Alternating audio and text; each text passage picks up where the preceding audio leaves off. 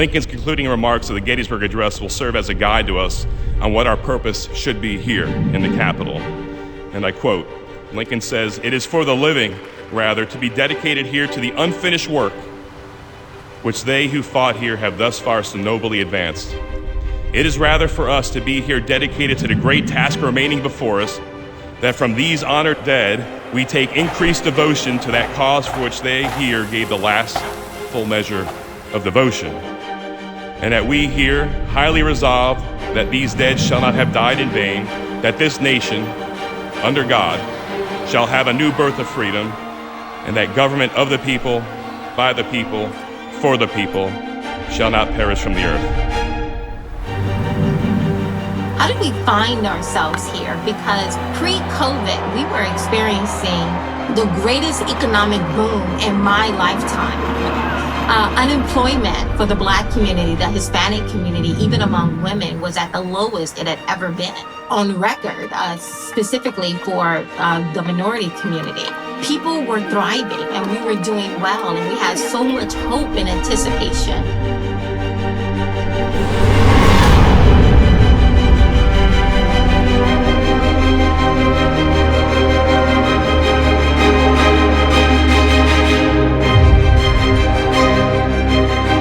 Now to growing concerns about the deadly coronavirus officially hitting the U.S. Here's what we know. Two patients are confirmed to have the virus in Washington and Illinois. And health officials in Washington now the coronavirus has been confirmed here in the United States. This is the Chinese doctor who tried to warn the medical community about the coronavirus. If there are many people who have either asymptomatic infection or very, very low symptoms that they never come to the attention of the healthcare system, then the denominator becomes much bigger. We continue to monitor the situation across the country and across the globe, and we're very fortunate between Dr. Fauci and I. We have long-term contacts out there in many of these countries that are experiencing current outbreaks. My administration has taken the most aggressive action in modern history to confront the spread of this disease. We moved very early. Community is important right now because we're all going to have to work together to get through this. So please stay calm, stay safe, stay home, stay calm, stay safe, stay home, stay calm, stay safe, stay home, stay calm. Businesses are struggling to keep respirators in stock because of the coronavirus outbreak. The demand for face masks is increasing as people fight the virus worldwide. Thank you all for joining me. Last evening, I announced that we had lost the first of what will become many Pennsylvanians to the novel coronavirus. I once again asked everyone to do their part to help halt the spread of this dangerous illness, and many have, but we still need to do more. The intel that you're getting, if you listen to the news by and large, or you pay attention to what this governor or Dr. Levine says, okay, you're not getting the complete story.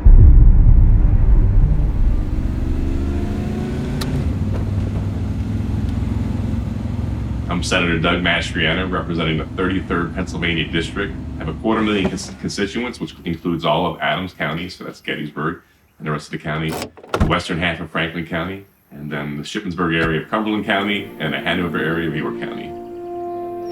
So I did 30 years active duty in the United States Army, which included 4 combat deployments and time along the Iron Curtain, and then liberating Kuwait during Desert Storm, and serving in Afghanistan several times with NATO. This thing here is a Valorous Unit Award for my regiment's battle against Saddam's Republican Guard, and elements of the 12th Iraqi Armor Division, which almost took my life. So I have on here is General Staff for my time in NATO. Fight evil and purge evil. That goes back to our war against the Nazis in Germany. That's the Kuwait Liberation Medal, defense of Saudi Arabia, NATO and Afghanistan, 3 overseas tours for a grand total of 12 years. And in 2017, November 1st, I retired from the Army after all that time. And that included 12 moves, 12 years out of the country, lots of sacrifices. And it really broke my heart that after 30 years of active duty that I was handing over the country and the state in pretty bad shape as opposed to how I got it from my dad. And so I was really torn up about that. It was a hard thing. It's bad enough leaving the Army after that, after so many years of service. But then you just kind of wonder, what did we do? What was all the sacrifice for, you know? And I love my country a lot, but it's just personally, what did I contribute to make a difference? And as I was complaining to you, this was a theme for a few months, and I was being interviewed by a young man at a local radio station, and this young man said, well, Colonel, why don't you do something about it? When he was in the service, he actually, again, an 18-year-old kid, he was out in California at the time. He actually won a war bond, and it was presented to him by Tyrone Power's wife, who was also a movie star. And I came across an 8x10 picture. My father's got 18 years old, got these, in his Navy uniform, got these big red lipstick kisses on his face that he was pulled up on stage. I have the letter that he was presented with the bond and everything else. My father used to always tell the story. He was so mad at his mother, he sent the bond home, she cashed it. So I'm Joe, my wife Donna. We've been together since high school. Our first date was her senior prom. We both went away to college, got married. We're fortunate enough to live near my parents all our lives, both her parents and my parents. I am a funeral director by trade. I've been doing it for 43 years. It is a family business. 132 years old is the business. Just try not to get emotional. Very fortunate to have them in not only my lives, but my children. My parents have been in business for over 50 years.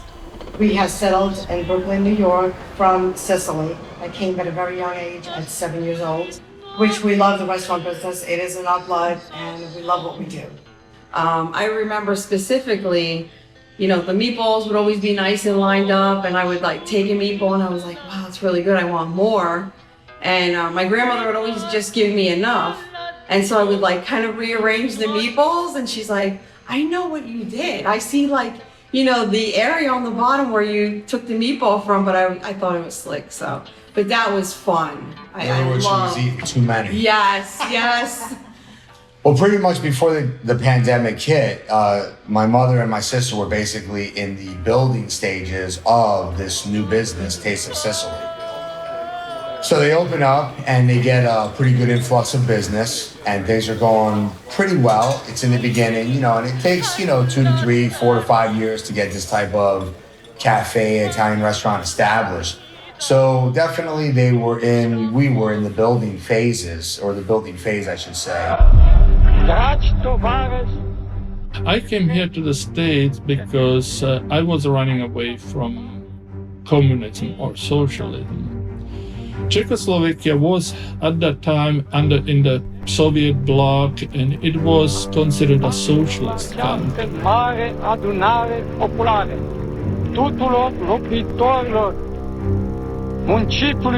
My mother, she had to get up every day at between 4 and 5 in the morning and go to stand in the line in front of a butcher shop to be one of the first few in line that got some better quality meat. Otherwise, if you were later in the line, you either got what was left or there was sometimes nothing left. We were not realizing as kids that we are being restricted, but as we were growing up, we felt more and more restrictions, and the restrictions were mostly economic. Stay calm, stay safe, stay home. We are mitigating the spread of COVID-19. Restaurants and bars must cease all dine-in activities, or they face citations, fines, or license suspensions. And other non-life critical businesses are to cease operations of their physical locations by 8 p.m. tonight, with enforcement to begin Saturday. Governor Wolf, on an afternoon Thursday, decided that he was going to close down all non-essential businesses in the state, and they would do so at 8 o'clock that night. Now, all of my members were scrambling to find out whether they were essential or non-essential. And it became very clear that this was not a well thought out plan. In fact, Governor Wolf had to implement a waiver system where we saw over 40,000 businesses apply for a waiver to remain open. The problem was that he decided that he would determine what was essential and what was non-essential. And in the process, really created very real problems in the early part of this fight. So I would say when the pandemic started, I have a lot of friends in New York, so I was getting a lot of information about what was going on in Manhattan and how they were ready to hunker down. And I knew that we're so close to New York that things were gonna get really serious here. So we needed to find a plan to stay calm and see if this is just a month-long thing or if is it gonna be longer. I said, let me take you on a little tour. We're gonna go past the desk, and we have a lot of retail area, but it's been closed, so nobody's been here to buy anything. So it's hard to restock the shelves when you don't know when you're gonna get open. Stay calm, stay safe. My name is Virginia Lamena, and this is my daughter, Michelle Lamena, and she is working in the business with us. I met my husband literally a month or two right after his father had died, and he had just gotten home from Vietnam about 6 months or so before that. His father dropped dead in front of him in his barbershop, and my husband was there, and he had a mother and a brother to support. So he picked up, and that's the roots of his hairstyling career. My girlfriend asked if I wanted to get my hair cut. I went, got my hair cut. He recognized me from being one of my brother's friends, and the rest is kind of history. He asked me out on a date, and I went.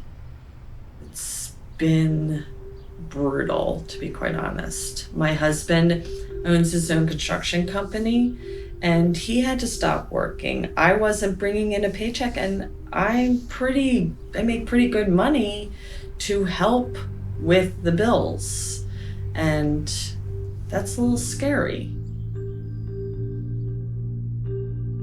I had hoped for voluntary compliance so our public safety officials could focus on assisting with the crisis. Unfortunately, we have not seen full compliance. Well, we were in fact closed for 2 months or just over 2 months. And you start to think about things and say, okay, now wait a minute. These bills still gotta get paid. Your mortgage doesn't go away. Your property taxes don't go away. Your gas bill, your electric bill, these bills, they don't ever go away. Even though those companies were nice or considerate, like, we're gonna delay payment, we're gonna help you. They're still coming. Even if it's delayed, it doesn't matter. You still have to pay the piper when the time arrives. And we quickly found out that the lockdown measurements that were put in place were a little bit more pernicious than once believed. That the governor had not been working with the General Assembly, that the data sets that were being used to justify the lockdown were still a mystery to even people who should know exactly what's going on. You know, the General Assembly is an equal branch of the government of Pennsylvania, and they were kept in the dark.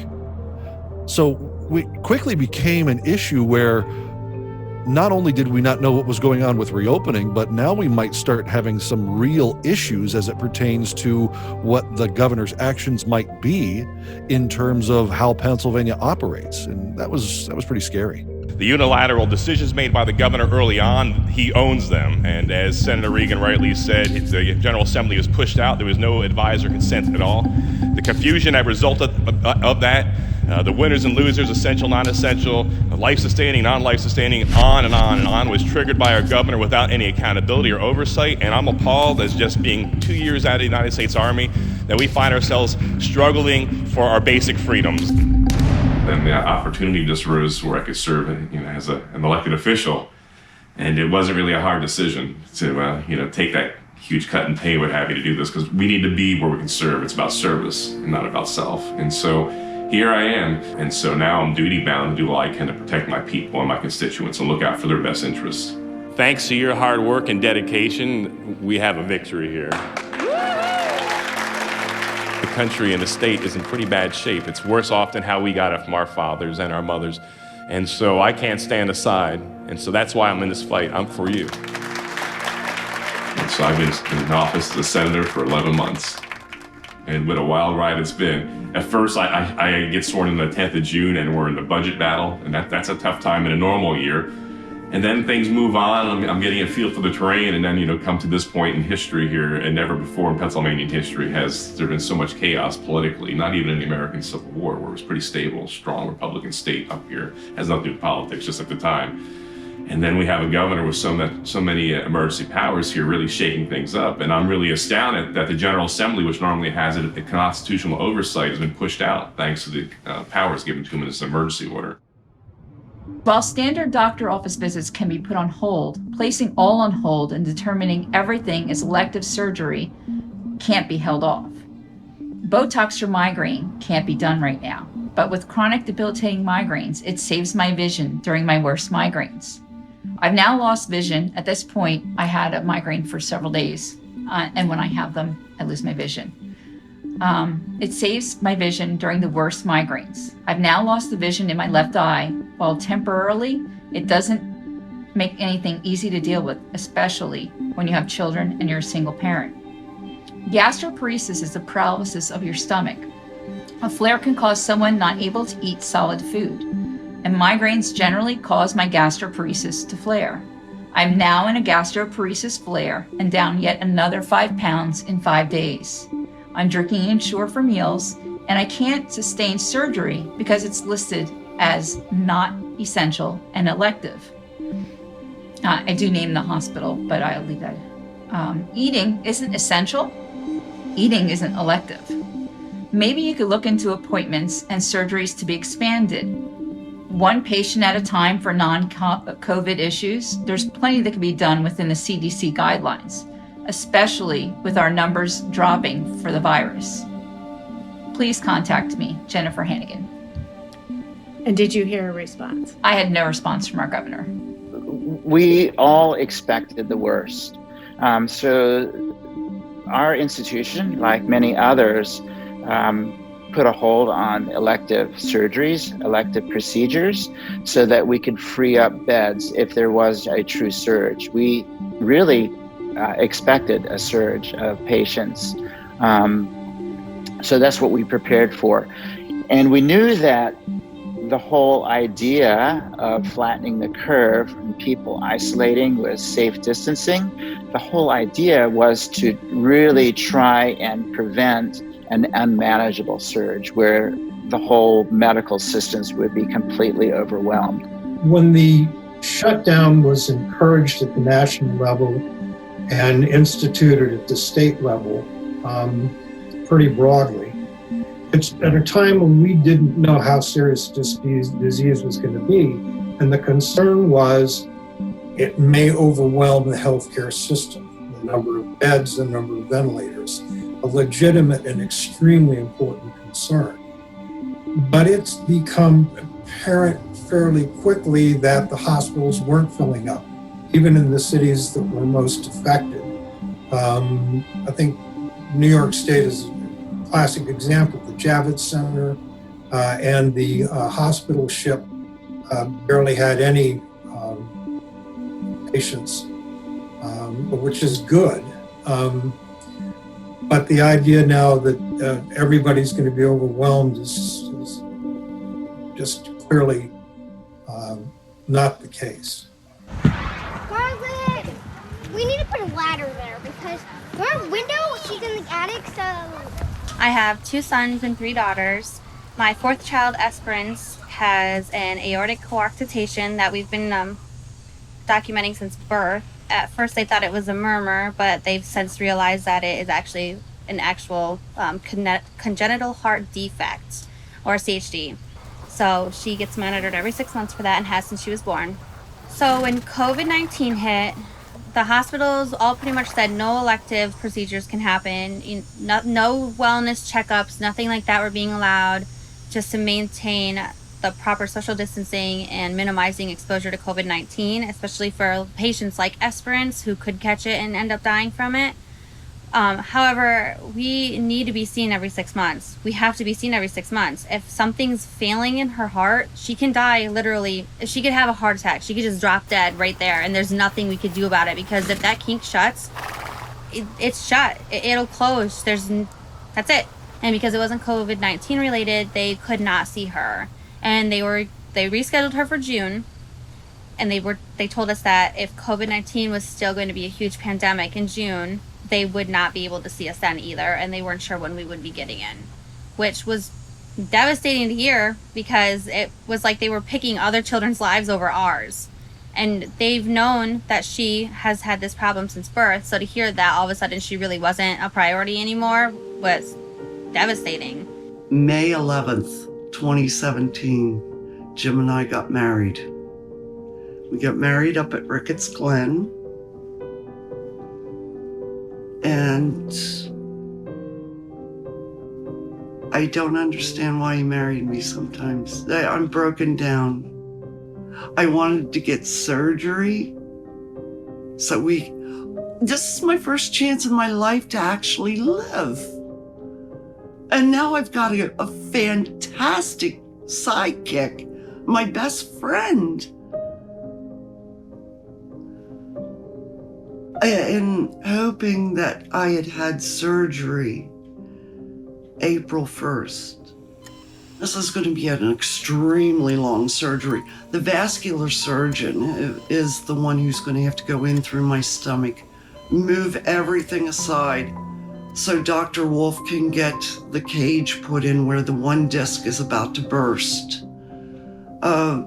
Once that's complete and he has it in place, then everything will get moved back. I'll get stitched up in the front. I'll get flipped over. This is going to take a good 7.5 hours, maybe longer to complete. From the time I'm flipped over, then Dr. Wolf will go in, clean the arthritis up, bend my spine back in place, put rods and screws in. I had booked a week to go to Ricketts Glen.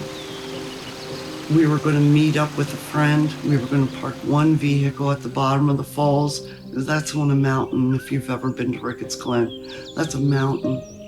We were going to park one vehicle at the bottom, drive to the top, and we were going to walk the whole falls for the first time in my life.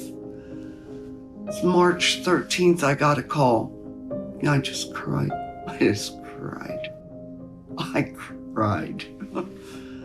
I couldn't believe that it was gonna, at that point in time, it was just canceled and no further word.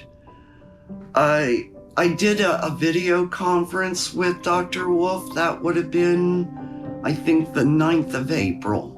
A couple days later after the video conference, his assistant called and said that I'm now booked for October 14th. If I can make it that long. My constituents have called the governor's office, and the young people answering the phone will lie. They say, "Oh no, all the abortion clinics are closed." That's a lie. They're open for business, and they're running the abortion bills, and that's the only quote unquote service they're providing. They're not doing any of the other things that they justify, health screenings, what have you. We have had suicides. We've seen an uptick in suicides, 3 of which we can say were specifically related to the pandemic and COVID-19 concerns. We've also seen an uptick in drug overdoses. I think, people have free time and, they're stuck at home, and if they're not able to get out to go to their drug treatment, the counseling sessions and that sort of thing. So folks seem to be falling off the wagon, going back to using, and unfortunately have consequently died from that. One specifically, the gentleman needed surgery on his eyes. His vision was failing and his elective surgery was canceled because of the COVID crisis. And he couldn't see, when it was going to get opened up again, and he was so stressed over that he took his life. Why Governor Wolf has done it this way remains to be known. He is not transparent with the media, doesn't allow for follow-up questions. We're told to trust. Some Republican lawmakers claim the Wolf administration is lacking transparency in its COVID-19 response. Professor Lowell Briggs of York College knows what it's like fielding questions in times of crisis. For years, he worked with PEMA and FEMA doing disaster and emergency communications. Critical crisis risk and threat response, what we need to do to be safe, supersedes, frankly, any type of format change that one state would have over another. Senator John DeSanto also concerned with the state's decision for virtual press briefings. There's no opportunity for follow-up questions. And that's where, in a dialogue, that's where you understand what the issues are. In other states like New York, socially distanced reporters are in the same room as state leaders. As Pennsylvania begins to reopen, Governor Tom Wolf is evaluating whether that can happen here. Given the dictates of this virus that we're all struggling with, I think this is a better way to do it than a few assorted reporters sitting at great distances from each other in an effort to recreate the old press conference form. And as I sit here, I cannot legitimately answer why he has done things the way he has done. I do believe that he thinks it's the best way to mitigate this problem, but I don't think he's realizing the pain that he is inflicting with his cure. Which may be worse than the disease for many, many communities, where you've seen skyrocketing opioid deaths, suicides, domestic abuse. These are the ramifications of failing to take a holistic approach to tackling this challenge. In the midst of all of this, I'm very hopeful because I've seen private sector entrepreneurs, business people step up to serve their fellow man, to turn operations that were not producing masks and other protective gear to be able to do that, and giving things away, providing services and reaching out to their neighbors to take care of them. As people feel more and more isolated from each other, whether or not it's prudent, and at this juncture, we're gonna say, okay. But there's that voice inside of me that says it is so easy to shut down the people. And that's scary. Stay calm, stay safe, stay home, stay calm. And this sort of thing, you just never imagined was going to happen in America, especially Pennsylvania, the birthplace of independence and freedom. But it did, and action needs to be taken. This is like a bad movie. Every day we wake up and it's still being played on a B-roll. The issues that we had saw that was a problem for us was the trampling of individual civil liberties that just kept perpetuating. This was only supposed to be a cooperative, voluntary 2-week hiatus that all of a sudden became a month at that point, and then 2 months, and then 3 months.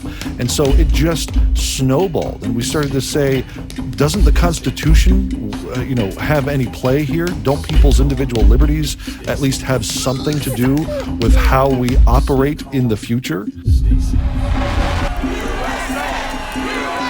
You can't fight a virus like this by locking down an entire economy.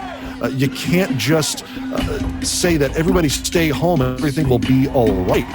You need industry, you need food, you need resources, you need all these kinds of other things that are supportive industries to other industries to help fight this whole issue. Our founding fathers correctly said we have the inalienable right, God-given right of life, liberty, and the pursuit of happiness. Do you feel like that your rights are being trampled on right now by Governor Wolf? And it heartens me to see my brothers and sisters across this state here coming together here to fight this tyranny, this overreach. Pennsylvanians have come together like never before to fight the spread of the 2019 novel coronavirus. Never before in the history of this Commonwealth has a governor exercised so much power. Are you good with that? Reopening will require a monitoring and a surveillance program that allows the Commonwealth to deploy swift action for containment or mitigation if that becomes necessary. Never before has a governor decided which businesses he declares essential and non-essential. You shall be closed, you shall be open. Never before. Should we stand aside and let him do this? First, we're allowing curbside pickup at the state stores, at the wine and spirit stores. It's time to rise up, and I thank my brothers and sisters who put this together here. Thank you for standing in the gap. And although the people in the fake media will make all kinds of nonsense and lies about us here, I see nothing but patriots out here, great Americans. Pennsylvanians have made sure our hospitals were not overwhelmed. We still do not have a vaccine. We still don't have an antibody test, and we still don't have a way to cure COVID-19. In the coming days, we will build on the standards I outlined last Friday and discuss how Pennsylvania plans to move forward with a measured region by region and sectoral approach, business by business, all starting on May 8th. Our good nature in trying to voluntarily shut down our lives to take care of the patient curve in the hospitals was treaded upon to an extent that our freedoms were entirely stripped away to the detriment of business owners and employees. You know, there's some 40 million people across the country who have lost their jobs due to COVID-19. And some people say, well, now you have to stay locked in until we absolutely eradicate it or we have a vaccine for it. You really feel duped. You really feel like there's been a big switcheroo pulled on you. And it's just not a good feeling at all. Governor Tom Wolf took aim at 6 Pennsylvania counties who want to reopen faster than his plan calls for. Reopen against his orders this week. And he's also threatening to withhold funding from them. The Washington County Commissioners, for example, say the burden on businesses there has been unprecedented. They say many of them will not be able to reopen their doors. To those politicians who decide to cave into this coronavirus, they need to understand the consequences of their cowardly act. The funding we have put aside to help with fighting this crisis will go to the folks who are doing their part, and that includes our CARES Act funding, which will be used to support counties that are following the orders to prevent the spread and the medical communities who are treating patients. Other discretionary funding won't go to counties that put us all at risk by operating illegally. Thank you for being here today. I'm honored to be joined by my colleagues from the House and the Senate who have all been steadfast in the support of the business community in Pennsylvania during this very difficult and trying time. We are here today with Brad Shepler, barber, community leader, family man, taxpayer, law-abiding citizen, and a proud veteran of this country's great military. Our governor, he's had to watch as counties discuss taking matters in their own hands by setting their own timeframes for reopening. He's had to watch smart Pennsylvanians start to question his leadership. And I'm sure he wondered why we are no longer satisfied with just stay calm, stay safe, and stay at home. The public's lack of confidence in his directives obviously did not sit well with the governor, because what followed were insults and threats, the behavior of a bully. I'd like to start by saying this. No matter what you believe, no matter what you look like, no matter who you vote for, you need to realize we're all losing our rights as American citizens, and we should all be afraid of that. It doesn't matter which rights you feel strongly about. Sooner or later, those who don't want us to be free, in the name of your safety, they're coming for those rights. People have a right to live their lives the way they see fit. I don't want anyone to take a risk that they're not comfortable with. I know what level risk I'm willing to take. And if they're not comfortable with that, I'm fine with that. I only cut hair of people who voluntarily come in my shop. I don't force anyone to come in. They all exercise their freedom to choose. All I ask is that you respect my rights as I respect yours. I have a quote from Benjamin Franklin I think sums this up. Those who would give up essential liberty to purchase a little temporary safety deserve neither liberty or safety.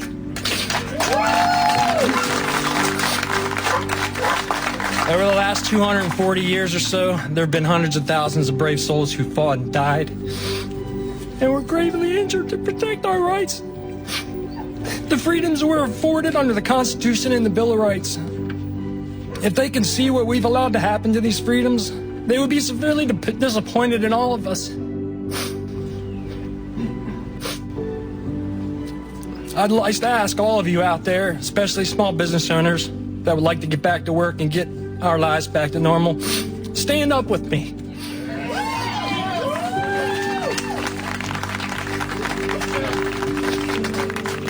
Let's make those that sacrifice so much to preserve our freedoms, let's make them proud again.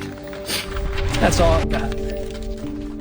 Bucks County on Saturday asked the governor's office to move into yellow territory, which is the first departure from tight restrictions. Berks County is independently developing reopening plans.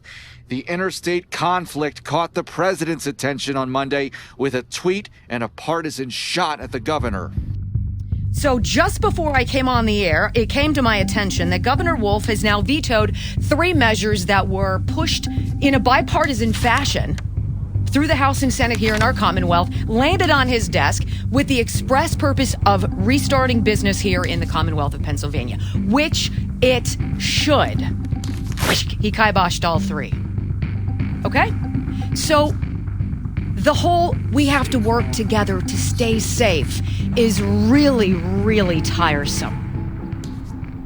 I actually wanted to open 2 weeks earlier, and my mom and my brother were like, let's hold off, let's see, if this governor is going to, allow this and see what happens. We waited 2 weeks, and then I said, are you ready yet? And so they were on board. So we definitely have an amazing bond, and we support each other's decisions. And I did call the Department of Agriculture before we opened, and I said, and she's great, the lady who does our inspections, she's very good. And I said, I want you to know we are going to offer inside dining. And I said, I know what you're going to say.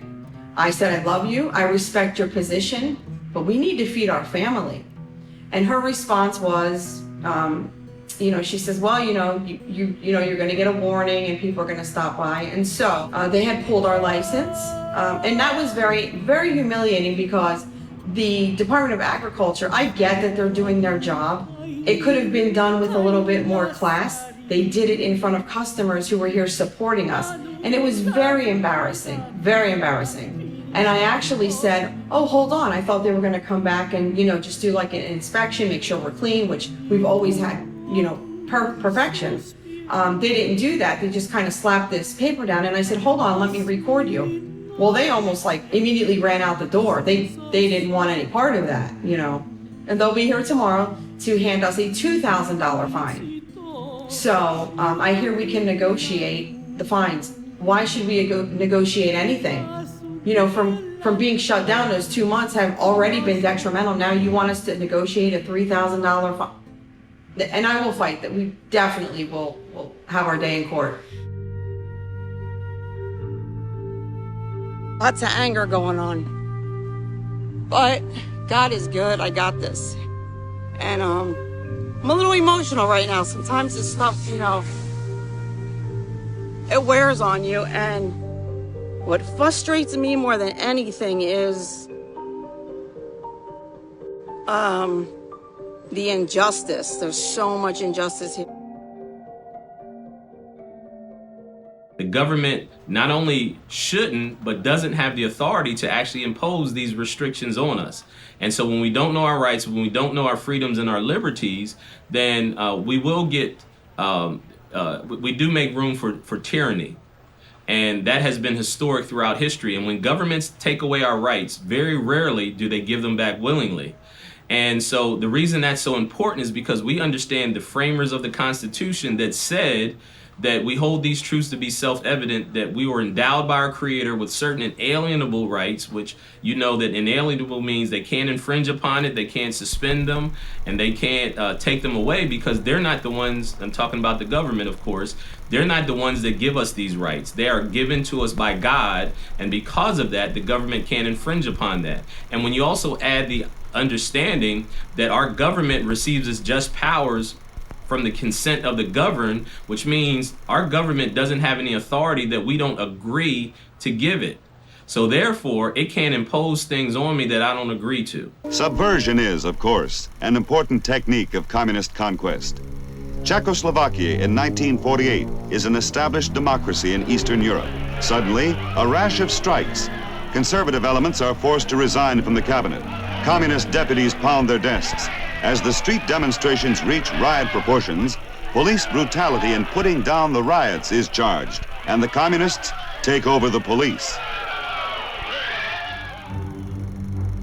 We had to subscribe to certain newspapers, and who didn't subscribe to these newspapers was being deemed politically incorrect, that we don't subscribe to socialism.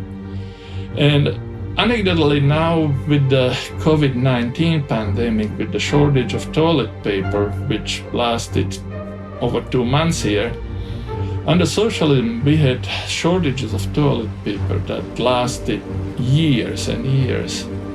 And then the subscription to newspaper helped, because that's what we were using. We were just not allowed to use the first page with our politicians on it. We escaped from communist, socialist country. Everything you're witnessing right now is actually exactly as it happens there. My first experience, and I did not realize I had actually post-traumatic stress disorder from growing up socialist or in the socialist country, is when they started announcing the possibility of the shutdown. And I thought it was going to be like a snowstorm, you know, a couple of days, and then we're going to be let out. My husband and I went to our local Giant. I figured I'll make the regulars, you know, just enough food for a few days. When I walked in there, and I apologize if I get emotional, because I started crying. Never in a million years that people are going to be stocking up on toilet paper, that there was going to be empty shelves, there are going to be empty bread shelves, there's going to be no meat. That's socialism. We are experiencing that. It's brainwashing what we're being told. You know, it's interesting, we were talking about old age homes, and people in old age homes are the most vulnerable. You know, when you don't believe numbers because the numbers aren't believable, you stop believing the people who are trying to tell you the numbers, who are trying to hold you in some sort of a prison state. And then the whole ruse of it's for your safety. Even though most people have a snowball's chance in hell of dying from this virus. Look at the numbers, ladies and gentlemen. Look at the numbers. So all the hospitals were on board, all the nursing homes were on board with reporting these cases if they had any deaths in their facilities. So I was shocked to hear that we had 2 positive cases. So I started asking questions and trying to find out where these deaths had actually occurred. Did they occur in another county? And because they were traced back to their residence here in Cumming County, I didn't know. So I sent a request into the Department of Health, Bureau of Vital Records, asking for the death certificates on these 2 individuals so I could have that information. So again, from a public safety standpoint, I know who they are, and I can gauge who may have had contact with them, talk to the families about their history, and have record of possible exposures. Well, I got an email back, a request. It was with a 7-page instruction manual and a 10-page document that needed to be filled out to request these death certificates. And then on top of that, I have to pay $9 per death certificate to get those death certificates. And that just kind of didn't sit well. So I reached out to our legislators and said, we need help here because this is my job, and now I'm being told by the state that I have to pay to get information to do my job. And so then they went back and looked at their numbers, I guess, at the Department of Health. And the next day or the 2 days out, all of a sudden there were no deaths. So I don't know what happened, because I still don't know. I've not seen the death certificates and have not had any contact from the Department of Health as to what happened there. All right, so if you're just joining us right now, we're talking to Lycoming County Coroner Chuck Kiesling. He's also the head of the Pennsylvania Coroners Association.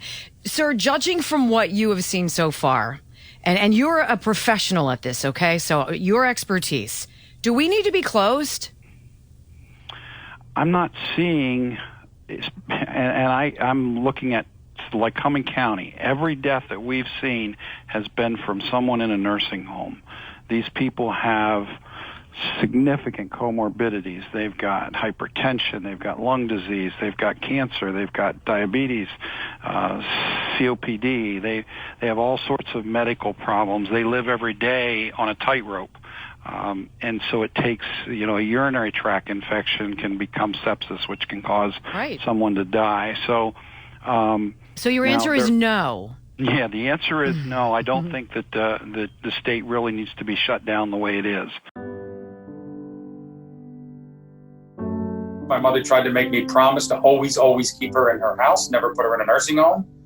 And I was quite blunt with her. I said, Mom, I cannot make that promise, because if it comes to a point where safety is an issue and the aids and so forth, if you can't stay in your home, we might have to make other alternatives. My father, I think, was covering my mother's dementia as it was getting along. We knew she had some. She was forced not to drive anymore. We knew she had some issues, but it was a lot worse than we ever thought. My father covered for her immensely. A few months ago, right after the holidays, we went over to visit them. Next thing you know, he stared at the two of us, and he had an issue. He collapsed in our arms. Fortunately, we were there to catch him, rushed him to the hospital, and they kept him. About a day or two later, we started then staying at the house personally ourselves, taking turns with my mom. My mom had some issues as well, took her to the hospital. From there, they both decided at the hospital that my mom and dad should go to rehab. So from there, they went from the rehab side of this facility to a long-term care side of this facility. You could be living in a nursing home for 3 years, 10 years, 20 years. It's your home. Like they say, it's home. CMS, the state. But now the same state comes in and says, no, you can disrupt them. You can make them move because we need to make the rooms. Okay, so now we're taking down all their pictures, we're packing up all their belongings, making them live out of a box, and moving them to a whole different hallway. So they don't know the nursing staff, they don't know their new roommate, they don't know what's going on, the family can't come see them. So that right there, especially if you have dementia, is traumatizing. And how would any of us like that to happen to us? Like if we just came and said, you need to leave your house. We're gonna take your house over for somebody else. And that's nothing less than what they're doing to these people. It's home. CMS says this is your home. You're supposed to have the same exact rights here that you would have in your home. But they have no rights right now. And not because of the nursing homes, because the state mandates it. I counted, we had 176 room changes of a month. 176 room changes. The decision of several governors to essentially mandate that COVID positive patients go back to their nursing homes, even if those nursing homes were incapable of properly treating them, ended up being a death sentence. So issues were raised about why were they sending positive tested patients back to nursing homes, especially if there wasn't the availability to create a private room for that patient. So if your census was full, where you don't have private rooms available, you had no choice then to put people very close together. But we had hospitals that were almost completely 2 wings, 2 floors. Hahnemann Hospital is a huge hospital in the city that had just closed that they could have used. And then there is the Newtown Athletic Club built emergency beds that was never used once, ever. I don't know of anybody who didn't cry their eyes out when they got their first case, because you knew once it got in the door, it just goes through like wildfire. And there's no way anyone can tell me that our leaders of our states did not know that, because it happened in Washington prior, and they pulled their own loved ones out. And then they went and released all of these prisoners because they knew in that kind of setting where people were close that they were susceptible. So you have young, healthy, athletic prisoners that were freed, but elderlies who I just call it like death camps. They made death camps for elderly. My name is Richard Kaufman. I'm a hospitalist physician at a hospital in southern Chester County. The hospital is half empty. Half the staff has been laid off because there was no elective procedures. My patients aren't being taken care of for their primary illnesses, like heart disease, colon screening, colon cancer, breast reconstruction, breast cancer. On top of that, I had a patient in my hospital who was COVID positive, who lived in a local nursing home. The nursing home had no COVID patients positive. The Chester County Department of Health demanded that we send that patient back. I would not sign the discharge order, nor would the accepting physician accept that patient. We got grief from the hospital administration because the county was putting pressure on them. The patient never got transferred back to his nursing home. He went to a COVID positive patient place in Lombard Street for patients who will then return to the nursing home without being COVID positive. We got such pressure by the Chester County Department of Health. It was sad. And this was only 3 weeks ago when they knew what was going on in New York. Nursing homes are the single biggest fear in all of this. Vulnerable people in one place. It is the feeding frenzy for this virus. In Pennsylvania and New York, possibly in other states, nursing homes were told they were required to admit patients infected with the coronavirus. Outbreaks inevitably resulted. Thousands died. Leaders didn't care.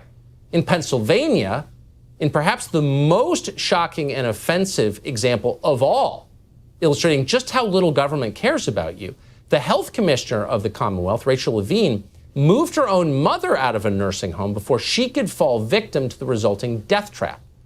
Doug Mastriano is a Pennsylvania state senator. He watched this with his jaw open. He joins us tonight. Thanks so much, Mr. Mastriano, for coming on. As many times as we tell this story, it's hard to believe that it's true that your state health director moved her own mother out of a nursing home and then forced nursing homes to admit infected patients. But that's true, is it not? Secretary Levine, I just have two questions for you. You said that you were given a national advice from CMS. Do you have the date of when you were given those guidelines from CMS that they would, that nursing homes would take back COVID patients? Yes. It was a March 13th, 2020 CMS document. Okay. And when did you remove your mother from the nursing home? What date was that? To be honest with you, I've given a statement about my mother. First of all, my mother didn't live in a nursing home. She lived in a personal care home. But, okay, very similar. Very similar. My mother asked to be moved. My sister and I complied with her request to be moved, and so we complied. And I have really nothing more to say. You can't make this stuff up. So last Monday, I called for Levine's resignation. Yeah. And then the next day, we find out that the secretary did these shenanigans with the secretary's own mom, evacuating mom to a safe, secure location at a lodge, a deluxe suite. And so what about the rest of the parents, grandparents, aunts, and uncles? And this sort of thing, you just never imagine is going to happen in America. And we knew from the beginning exactly who was going to be affected. We were told early on that it was going to be the elderly. And what did our Secretary of Health do? Nothing. Did not test them. Nursing home. Killed them. Thank you. You guys are dead on there. And that's a bad term to use. Our Secretary of Health, Dr. Levine, decided that it'd be good to allow COVID positive patients to be returned to elder care facilities. And as a result of that, it broke out like fire. Those very same people our Secretary of Health said were going to be vulnerable, we were told up front. The Secretary warned us how dangerous it was for elderly and those with pre-existing conditions, and unleashed heck upon our dearly beloved fathers, mothers, grandmothers, grandparents, aunts, and uncles. And I think that's unconscionable, unacceptable, and the Secretary needs to be held accountable for that awful decision.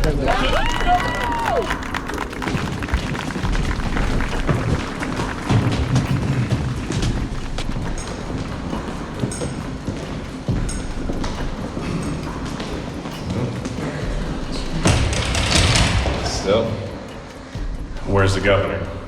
Where is he? Why isn't he here doing people's business? I mean, this is a big deal. Simple thing to man this office here. The governor representing 13 million people. is absent without leave. You can say AWOL. It's really irksome to me. We have important business to do here. The state is facing one of the biggest constitutional crises in its history, and the governor's missing in action. Where is Wolf? This letter, he's gonna get it right now. I'm gonna slip it under his door. And if he bothers to show up to work, you'll see how serious we are. The Secretary of Health needs to be forced to resign right now.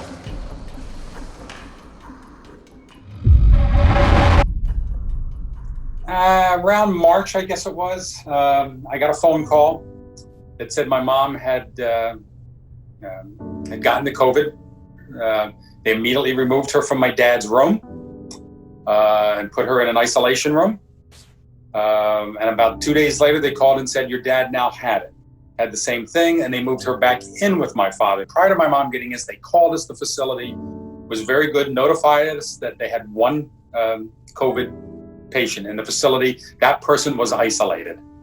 By the time my mom got it, and from my mom to my father, when my father had it, it had zoomed up to 78 patients had it. We were just flabbergasted by the number. Obviously, a million questions. How did this happen? They're in a lockdown facility.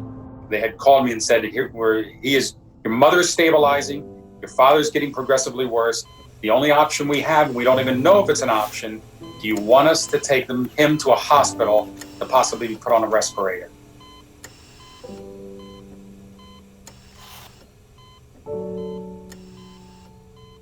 They shouldn't be sending these people to nursing homes. They need to have somebody in charge that knows how nursing homes are set up. They're not hospitals. Like, they offer post-acute care, but that's in such a small part of their building. The majority of these people is their homes. The people who are being affected the worst are the ones most vulnerable. So we're basically creating them to be more vulnerable. The day that my dad passed, I guess I could say was a good day. We were all there. Even my nephew, the great-grandchildren huddled around this window. My sister could not be there because of her physical limitations. My father kept removing his oxygen mask. They were feeding him oxygen. They kept increasing the oxygen to tell us jokes, to tell us how much he loved us. And I think he kept reaching over for my mom. And I think he knew his end was near, but he wasn't going to let us know that. Heather, good morning. We know that more than 2/3 of the COVID-19 deaths in Pennsylvania have come from nursing homes and long-term care facilities in the Commonwealth. On Tuesday, the Attorney General Josh Shapiro announced that his office will be investigating those nursing homes and caretakers that fail to properly care for some of the most vulnerable residents in Pennsylvania. Now, while the Attorney General's office does not have primary regulating or licensing authority over nursing homes, the AG's office does have a care-dependent neglect team that will investigate allegations of mistreatment and criminal complaints. I think we've reached a critical point where people have actually now been pushed too far. Are you getting the same feeling there among your constituents that more and more people are having this great awakening that what are we doing? We're being played. It's not just in my district, too. And like you, we have a statewide reach. And the people across the state from corner to corner, in the middle, and everywhere in between, they're like, we've been had. We need to open up. Let us live our lives as we see fit. This is Pennsylvania. This isn't East Germany. And so with Governor Wolf, get off our backs and out of our wallets. It's way out of control. I could see the fence, barbed wire fence on the border from actually the window where we lived. And it was, if you see the old movies where the concentration camps during the Second World War were depicted, it was that style of the barbed wire fence to prevent us from leaving the communist paradise. Government, the socialist government, the Communist Party was trying to replace the religions with the politics. The communist system works almost like a religion. There is God, Lenin and Marx, Engels, they're being considered gods, and then there are prophets, and there are devils. The capitalism is the devil, and so it was regarding religion and politics, we had to be very politically correct. We couldn't criticize openly in public the the leading party, the party was calling themselves Communist Party. We had to attend political meetings at least once a week, and we had to vote. The voting was obligatory, and always the elections ended up with 99.9% in favor of the Communist Party. And of course, we know about the First Amendment of the Constitution, which gives us freedom of religion, freedom to peacefully assemble, freedom of speech, freedom of the press, and freedom of redress. These are rights given to us by God. And so not a governor or president or anyone has the right to infringe upon those rights without my consent. And one of the first things they always have done, whether it's Hitler in Germany or whether it's Russia or whether it's China, one of the first things they do is shut the churches down, because they understand that the churches are such an important piece in the community that when you have strong churches, it creates strong community and strong people. And not only that, you have leaders that actually tell the people and remind them of their God-given rights. We were told this virus was such a killer of a virus that we needed to hand over all of our liberties, even our First Amendment. The First Amendment has 5 different parts to it. And the only one that seemed to have the ability to move at its will was freedom of the press. But everything else, the freedom of religion, the freedom of assembly, the freedom to petition our grievances, those things were being shut down. And we were told we no longer had those particular rights, and that we just needed to sit at home, trust the experts.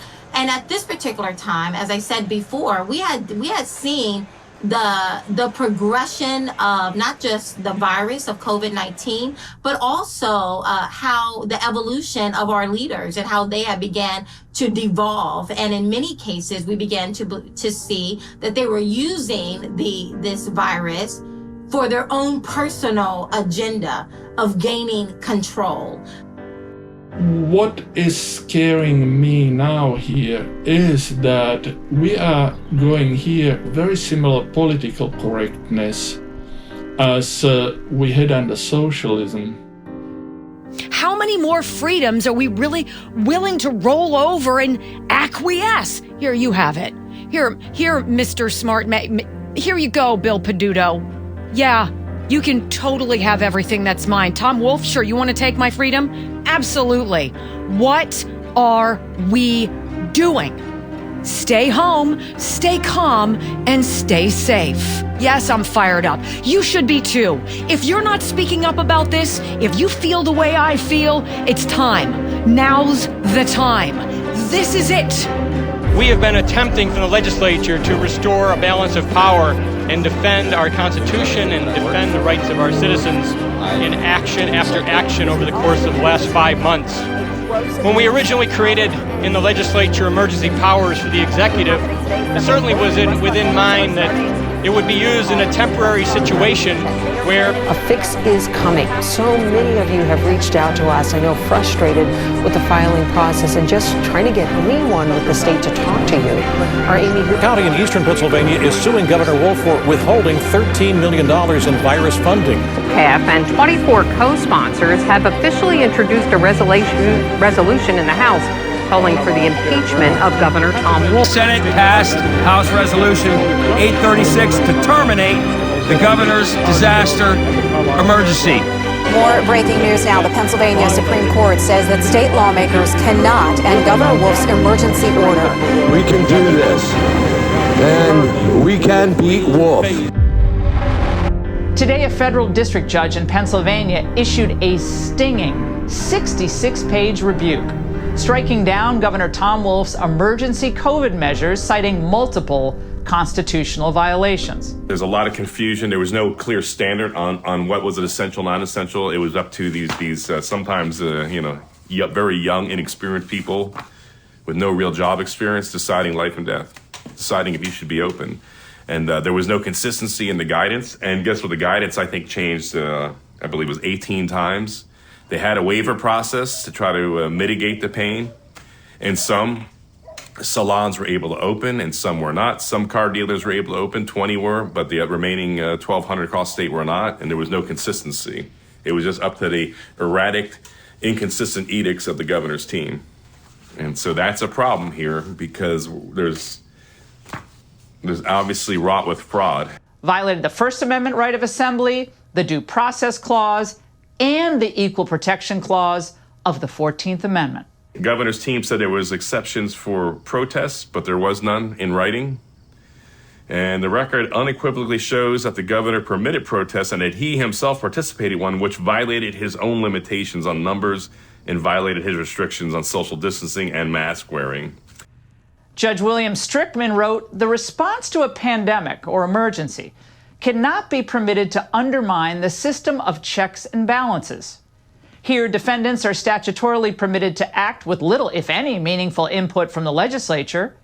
The Constitution cannot accept the concept of a new normal where the basic liberties of a people can be subordinated to open-ended emergency mitigation measures." This is disgusting.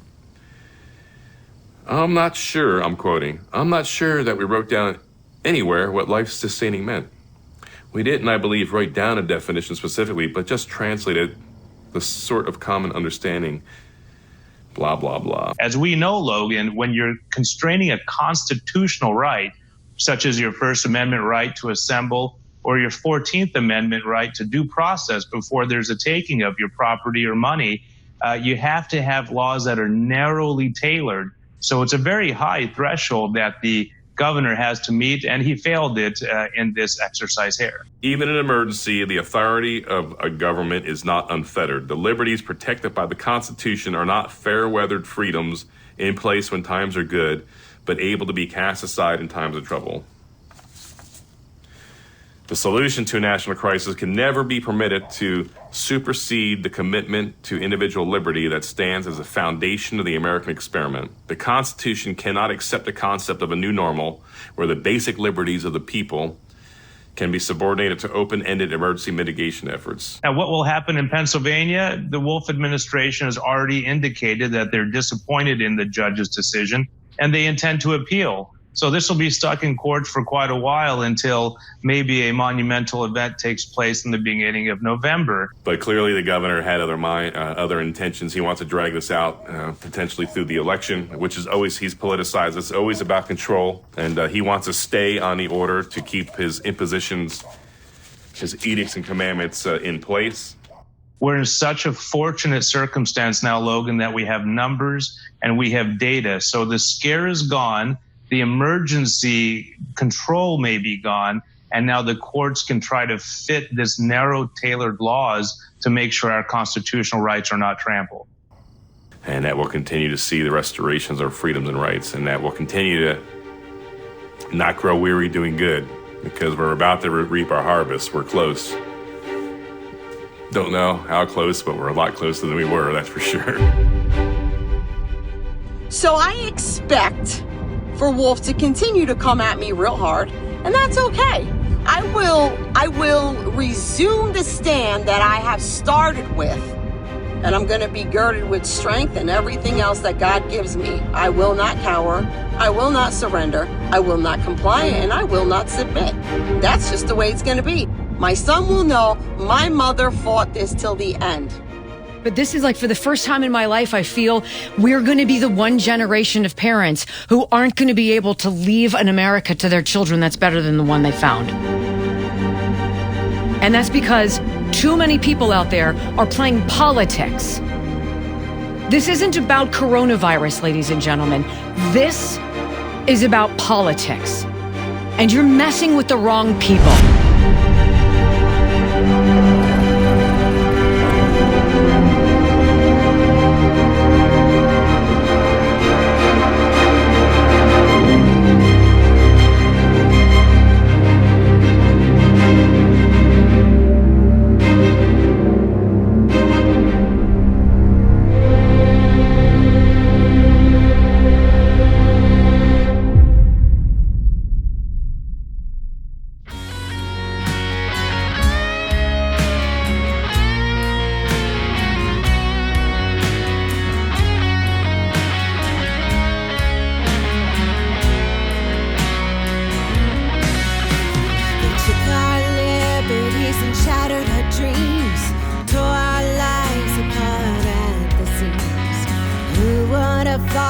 that this day would come. Howling wolf at the door, stealing free, and we are free,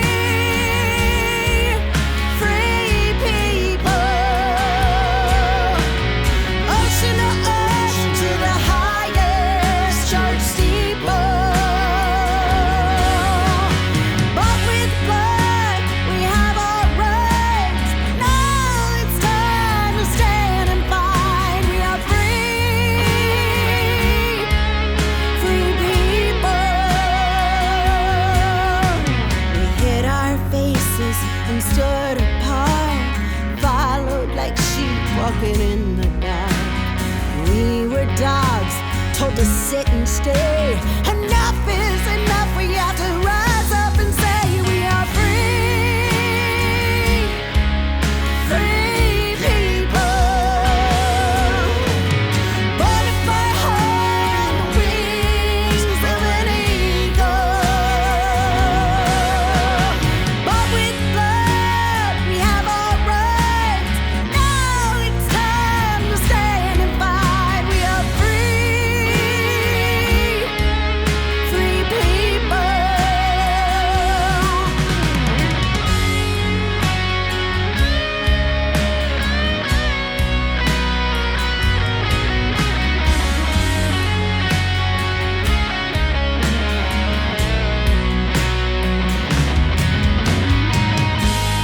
Questions, fears, and told to stay